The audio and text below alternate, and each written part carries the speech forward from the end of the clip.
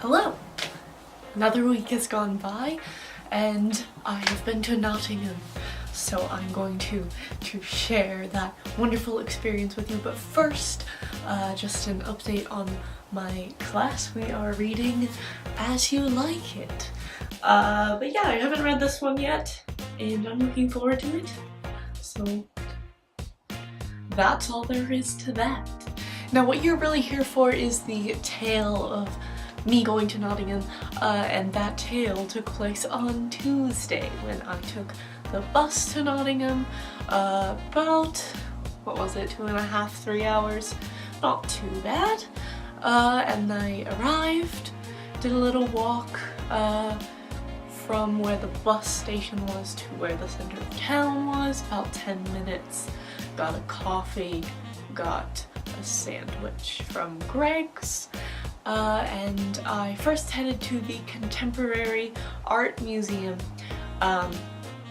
because I couldn't find the caves that I was looking for, that I really wanted to do first. Couldn't find that, so I was like, right, we'll just reset at an art museum. So that's what I did.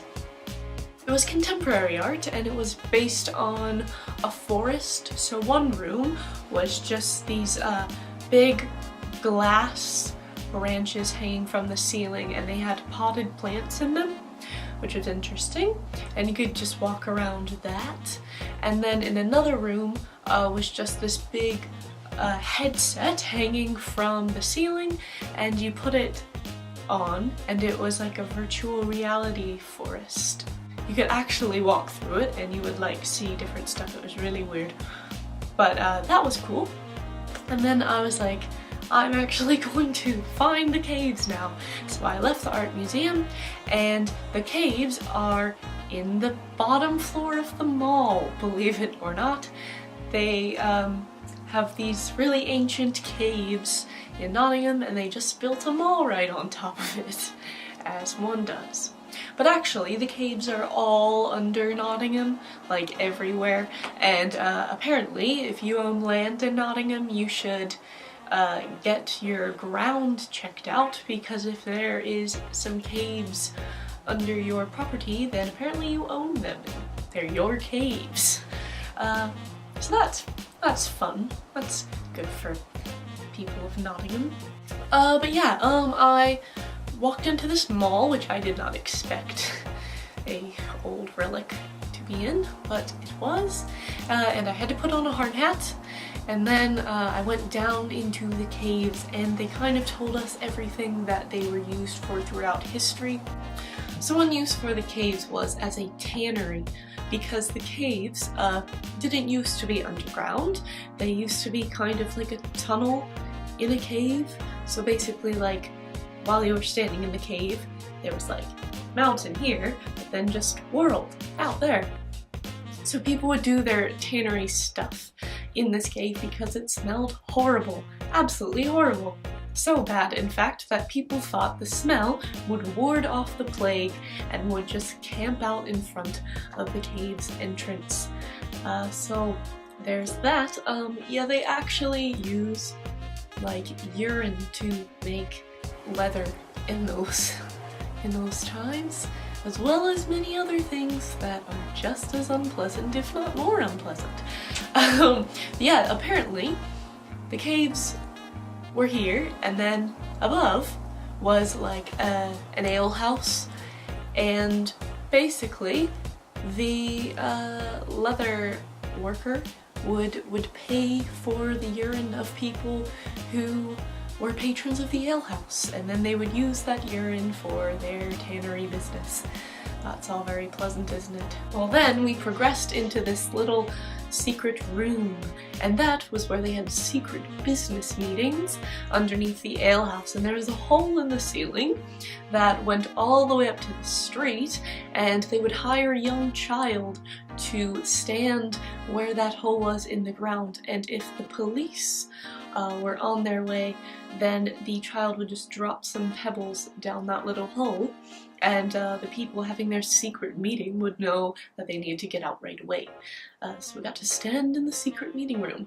But also, a lot of the caves were used as refrigerators, so the alehouse would actually store their beer down there because it is naturally cold. And finally, the caves were used as air raid shelters in World War II, and you could dig your own little cave as a shelter, or if you were lucky enough to have the caves under your house already, they've got a little shelter for you. So the caves are all very cool, and once I emerged from underground, I walked past the Weekday Cross Monument and went to the National Justice Museum. Now the National Justice Museum is actually the site of a Victorian prison.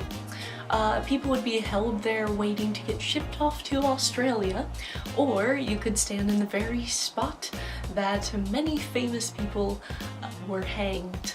And you'd be surprised at how not that long ago people were still being hanged.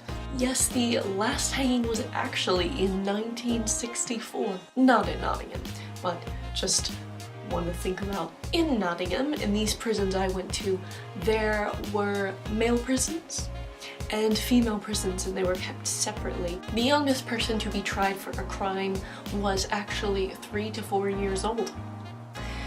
Of course, they got away with it, as it was a complete accident and toddlers cannot willfully murder someone, I think. But nevertheless, you got to walk through all these prisons and see just how awful it was. Some of the hard labor that you had to do was for women just washing clothes all day non-stop, and for men taking these ropes and just pulling them apart until you have a whole basket of threads, and apparently that wears down your hands very fast, and it's just awful.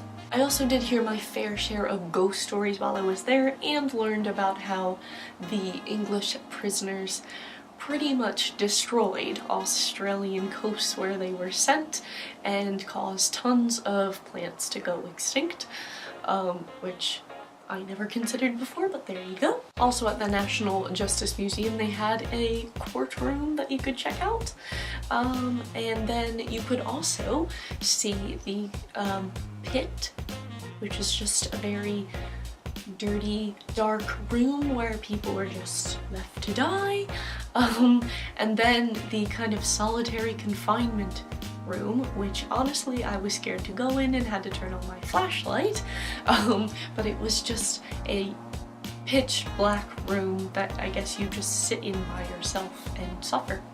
So that's always good. And also we learned that people being held for small crimes such as being in debt actually had to pay for a lot of the things they needed in jail. That kind of went for everyone. There was someone who worked at the jail who basically didn't get his salary but would make his money by selling things to the prisoners. So that didn't seem very fair. So I was like, okay, everyone's kind of getting screwed over in that deal, but that's how it used to work. So after the National Justice Museum, I headed over to the Church of St. Mary's, which is very much tied into Robin Hood lore. It's where Robin Hood was actually arrested. So there you go. And he was also thrown in jail by the Contemporary Art Museum, as they say, which is very close to the National Justice Museum, so I don't know if that's tied in any way. I'm pretty sure it's not, but there could be something in there. But yeah, overall it was a very pretty church. Not the grandest I'd seen, but pretty cool in terms of folklore. Then I just walked to some of the sites of the Lace Market and the Old Market Square, just kind of like historic places in the town. I also saw the town hall, which has a great big Ferris wheel in front of it, which I thought was interesting, and that's kind of where the shopping streets are as well. It's always interesting to see like really old buildings that have like now been converted into a Burger King. I then saw Albert Hall on my way to St. Barnabas Church, which is just another cool cathedral I wanted to see, and it was nearby, so I figured why not. And then I headed over to the Nottingham Castle, which is actually going under some work at the moment, so I wasn't able to go inside, but I did see it from the outside. It's kind of on this big hill, and as you go down the hill, you walk past the Robin Hood statue, and there's just a couple depictions of Robin Hood. The main one, he's shooting his arrow, but there's some other scenes from the stories in the folklore and some information about him as well. And as you progress to the bottom of the hill, you come across Ye Old Trip to Jerusalem Inn, which dates to 1189 AD, and apparently is the oldest inn in England. So it's very pretty, it's very clearly advertised of what it is on the front, but as you go in, it has a bunch of like artifacts and information about the building, and you can also get a pint, which of course I did, local Nottingham beer for me, and then I sat where the old fireplace used to be, apparently, which I thought was interesting.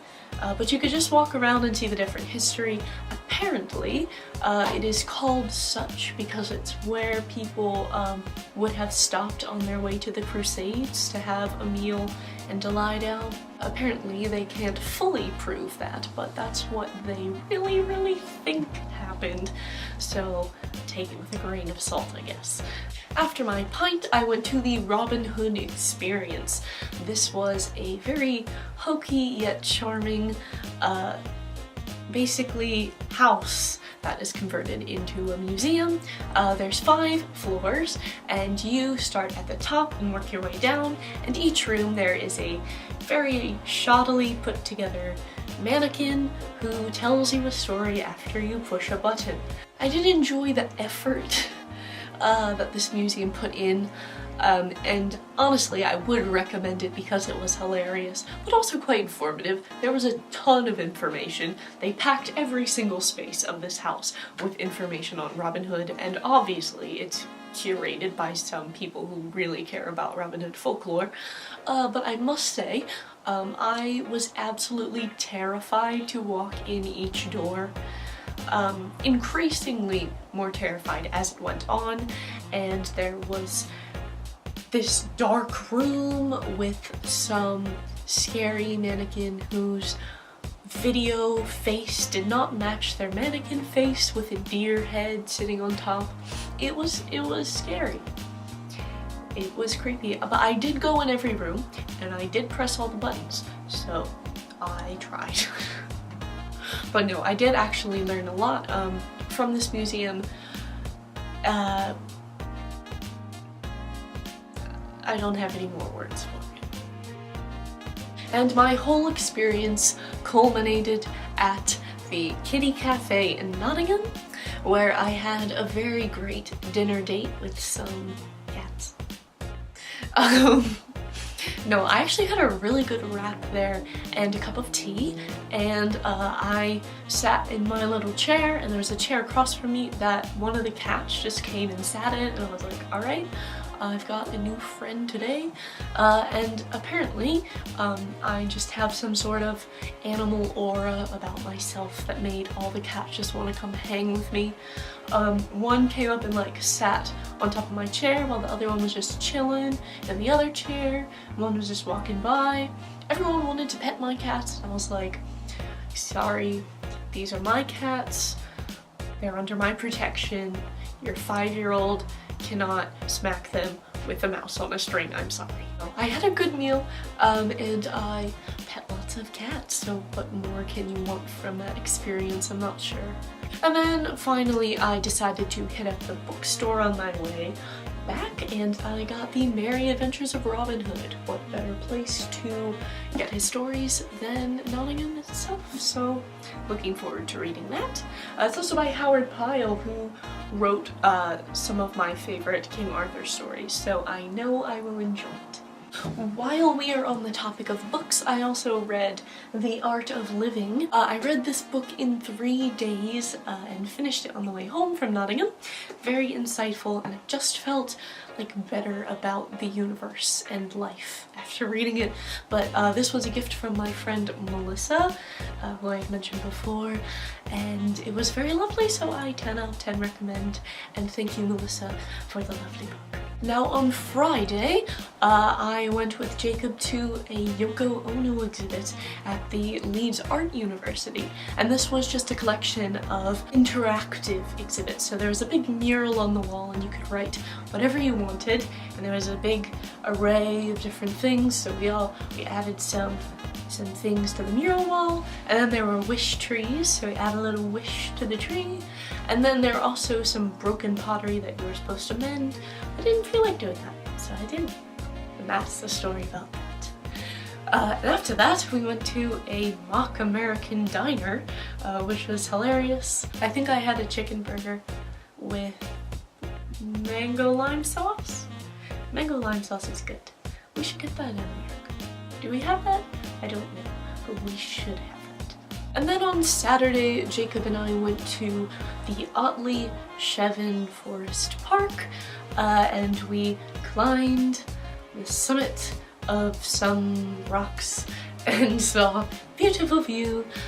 We are in full spring, so it's unseasonably warm, and we just decided to make the most of it. So we got a little ice cream, saw a ton of dogs, it was great, and we just walked around the park all day. We went down some extremely steep stairs in the middle of the woods, and also we went to this place called Wilson's Wood, which was a part of the forest, and there were all of these like branches tied to other branches of the trees, and you're supposed to swing on them, which I thought was cute, and I tried, but apparently they are not made for a 20-year-old tall lady. They're made for very short 3-year-olds. So it didn't work very well, but I still wanted to swing, and I did, badly. Nevertheless, moving on, we eventually found the little building just sitting in the middle of a forest. That's a fun job for whoever gets to run the cafe. Just march through the forest every day to work. Actually, it would be quite nice if it was warm all the time, but unfortunately, it is not. Because this is England, and it's cold and rainy, and windy. But this weekend it was very warm, but we still got tea, because of course. And then we had packed some picnic foods like sausage rolls and pork cocktail sausages, whatever you call them. And we just enjoyed the nature and the views from our picnic table. And then we saw some sheep, and then we walked out and had a pleasant bus ride home. Before we got on the bus, we went to a little pet shop and saw some guinea pigs and a snake, and they were cute. And then we took a bus home, and that's the story of this week. So that's what happened this week. Next week I will be going to Lincoln, which should be fun, and I will keep you posted on that, but until then I will see you later, and I hope you have a nice week. Bye!